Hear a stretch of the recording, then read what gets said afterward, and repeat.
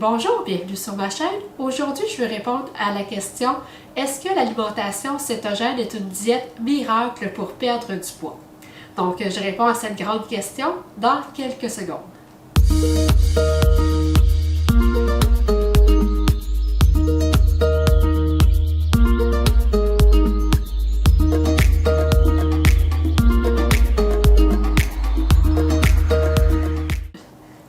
Donc, vous allez peut-être être déçus par ma réponse. L'alimentation cétogène n'est vraiment pas une diète miracle pour perdre du poids.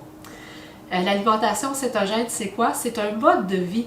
Donc, c'est un peu comme être végétarien ou être paléo ou adopter le mode de vie méditerranéen. Donc, c'est vraiment un mode de vie qui permet d'améliorer la santé et puis qui a comme effet secondaire la perte de poids. Donc oui, on peut perdre du poids avec l'alimentation cétogène, mais le but premier de l'alimentation cétogène, c'est vraiment de retrouver sa santé, de protéger sa santé ou d'améliorer sa santé. Et puis la perte de poids, c'est un effet secondaire. Donc si vous faites l'alimentation cétogène avec le seul objectif de perdre du poids, vous risquez d'être déçu. Donc oui, on en voit des gens qui perdent du poids vraiment très rapidement. Ça a l'air vraiment miraculeux, ça a l'air facile, mais malheureusement, ce n'est pas la réalité pour tout le monde. Le corps doit d'abord se guérir, puis il faut aussi se donner une période d'adaptation. Il y a des gens qui sont déçus de ne pas avoir perdu du poids après seulement une semaine. Il faut d'abord que le corps s'habitue à fonctionner au corps cétonique. Il faut qu'il apprenne à carburer au gras, puis avoir accès à ses réserves de gras. Puis ça ne se fait pas en une semaine, là.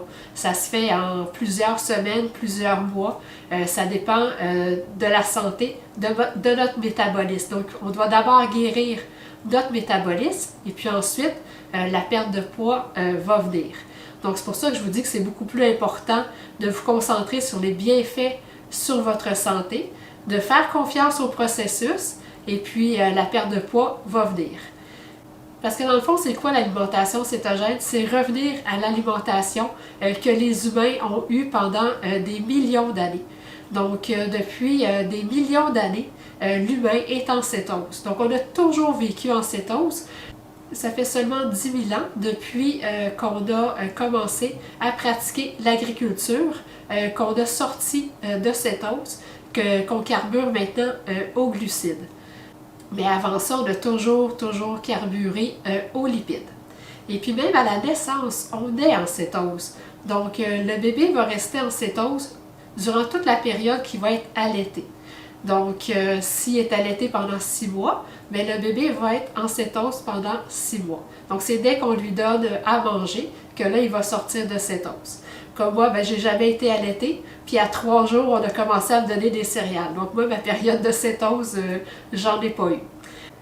Et puis on le voit, là, depuis les 50 dernières années qu'on a coupé les lipides et puis qu'on a remplacé les lipides par les glucides, on voit l'impact que ça a sur notre santé.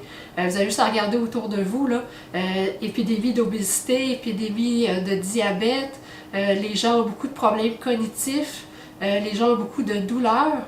Donc, les gens, ils vieillissent pas bien là, en ce moment. Donc, on essaie de nous faire croire que c'est normal de perdre la mémoire en vieillissant.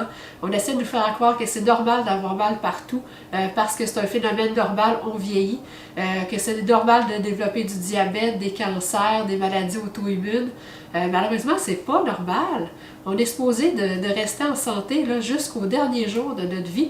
On est censé garder toutes nos fonctions cognitives aussi jusqu'à la fin. Ça, c'est nouveau là, depuis les 50 dernières années là, que notre santé se dégrade à ce point-là. Là, vous allez me dire, ben oui, mais Aline, avant, les gens ils mouraient à 35 ans. C'est sûr qu'ils n'avaient pas le temps de développer ces maladies-là.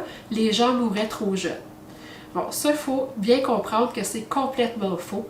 Avant, il y avait autant de gens qui vivaient jusqu'à 80, 90, 100 ans, autant qu'aujourd'hui. Ça n'a pas changé. Pourquoi qu'on dit que l'espérance de vie était de 35 ans dans ces années-là? C'est juste parce qu'il y avait beaucoup de morts infantiles. Les enfants mouraient très très jeunes. Il y avait beaucoup d'enfants qui mouraient. Donc ça fait diminuer l'espérance de vie. Parce que, bon, les maisons étaient mal isolées, mal chauffées, on n'avait pas la même hygiène qu'aujourd'hui.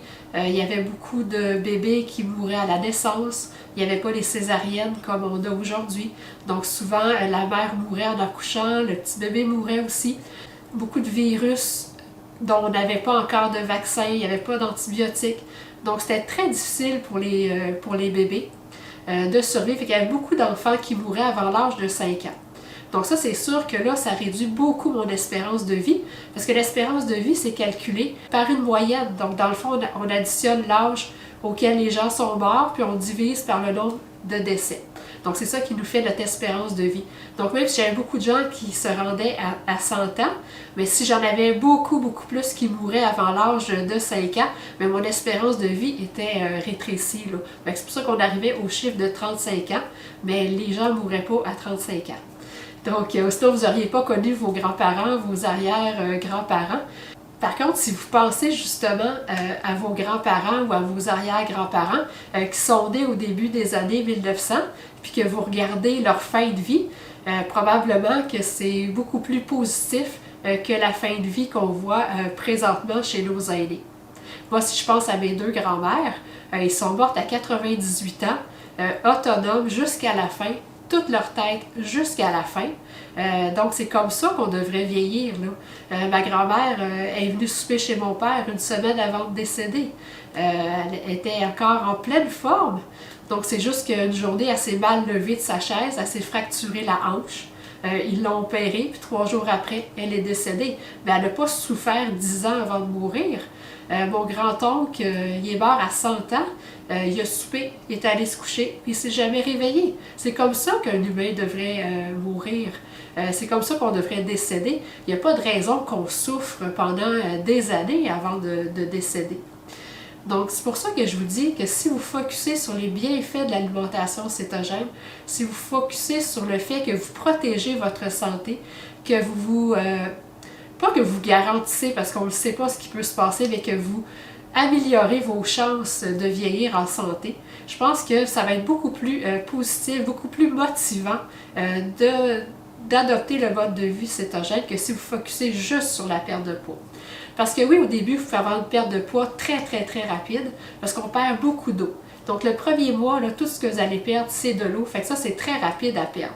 Puis là, après ça, bien, ça peut être plus lent, ou même vous pouvez avoir des plateaux pendant de longues périodes, puis après ça, la perte de poids va recommencer.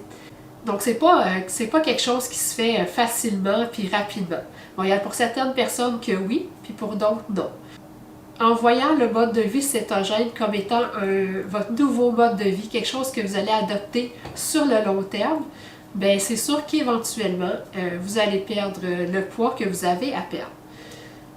Bien, il y a vraiment beaucoup de facteurs qui influencent la perte de poids. Donc, pour bien comprendre tout ça, je vous recommande vraiment de lire le livre Cas d'obésité du Dr. Fung.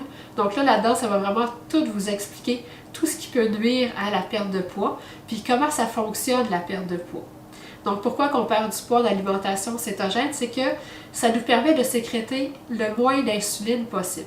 Et puis c'est l'insuline qui me fait stocker le gras, puis c'est l'insuline qui m'empêche d'avoir accès à mes réserves de gras. Donc en sécrétant le moins d'insuline possible, bien, mon corps peut avoir accès à ses réserves de gras. Mais ça lui demande un temps d'adaptation. Il doit apprendre à changer de carburant, parce que là, ça fait des années qu'il carbure au glucose. Donc là, maintenant, il doit apprendre à carburer au corps cétonique. Donc c'est pour ça qu'il ne faut pas être pressé, il faut se donner du temps. Et puis si vous avez fait beaucoup de régimes par le passé, bien, vous avez ralenti votre métabolisme. Donc là, il faut donner du temps à votre corps pour réactiver son métabolisme. Et puis c'est pour ça que c'est important de manger suffisamment, de jamais avoir faim, d'écouter vraiment vos signaux de satiété, pour ne pas tomber dans le piège de toutes les diètes que vous avez faites par le passé, c'est-à-dire vous priver de nourriture. Donc en alimentation cétogène, c'est vraiment important de ne pas se priver de nourriture parce qu'on veut arrêter de ralentir notre métabolisme. On veut arrêter de perdre du muscle, on veut perdre du gras. Donc c'est pour ça que c'est important de manger suffisamment pour pas que le corps se sente en privation. Donc ça, c'est super important. Ensuite, c'est important de réduire son stress. Parce que si je suis toujours stressée, je sécrète du cortisol, puis le cortisol a un impact sur l'insuline. Donc, si je sécrète de l'insuline à cause du stress, je ne perdrai pas de poids. Si vous ne dormez pas bien, encore là, le manque de sommeil va vous faire sécréter du cortisol et puis ça va avoir encore là un impact sur votre insuline. Donc, pas de perte de poids. Mais c'est toutes des choses à regarder qui vont vous empêcher de perdre du poids, mais qui ne vous empêcheront pas, par contre, d'aller chercher tous les bienfaits qu'on a avec l'alimentation cétogène. Donc, si vous vous concentrez sur la belle énergie que vous avez maintenant, comparé à avant, que vous étiez toujours fatigué, toujours besoin de faire des siestes, puis que maintenant vous êtes plein d'énergie, une énergie constante toute la journée, ça c'est vraiment un plus intéressant. Là. Ça rend la vie beaucoup plus plaisante. Si vous vous concentrez sur le fait que vous avez les idées plus claires, qu'on se sent mieux dans notre tête, que vous avez moins de fringales, l'appétit est beaucoup plus facile à contrôler en cétose parce qu'il y a un équilibre qui se fait au niveau des hormones de la faim puis des hormones de satiété. Donc c'est pour ça qu'on n'a plus toujours faim.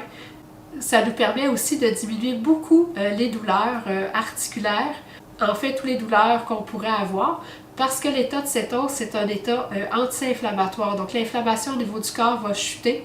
Donc c'est pour ça que ça permet d'avoir beaucoup moins de douleurs. Donc ça aussi, c'est un avantage intéressant. Ça améliore aussi beaucoup la peau. On a une plus belle peau. Comme moi, j'avais beaucoup de plaques rouges au visage, j'avais beaucoup d'eczéma au niveau des lèvres, de l'eczéma dans le cou. Tout ça, c'est parti. Maintenant, j'ai une super belle peau. Fait que ça aussi, c'est un autre avantage super intéressant. On a aussi une meilleure digestion, donc c'est fini les ballonnements, les gaz, maintenant on digère mieux, donc on n'a plus mal au ventre, on se sent bien. Donc c'est pour ça que je vous dis qu'en focusant sur les bienfaits, ça va être beaucoup plus motivant de faire l'alimentation cétogène.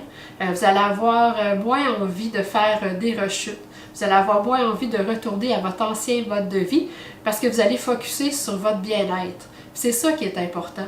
Et puis, comme je vous dis, avec le temps, si vous faites confiance au processus, la perte de poids va venir. Donc, j'espère vous avoir aidé à répondre à la question « Est-ce que l'alimentation cétogène est une nouvelle diète miracle? » Et puis, n'oubliez pas de partager la vidéo. Faites-moi un thumbs up si vous avez aimé la vidéo. Et puis, si vous n'êtes toujours pas abonné à ma chaîne, n'oubliez pas de le faire pour ne manquer aucune nouvelle vidéo. Et puis, je vous félicite de prendre soin de votre santé. Et puis, on se revoit bientôt. Merci.